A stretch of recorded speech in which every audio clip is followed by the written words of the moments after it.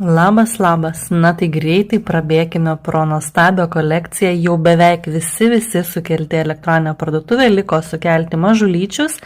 Štai čia matote labai retą, įdomų, labai gražų kristalą. Tai yra septarijos akmuo, dar vadinamas drakono akmeniu, kuris suteikia didžiulį gyvybingumą.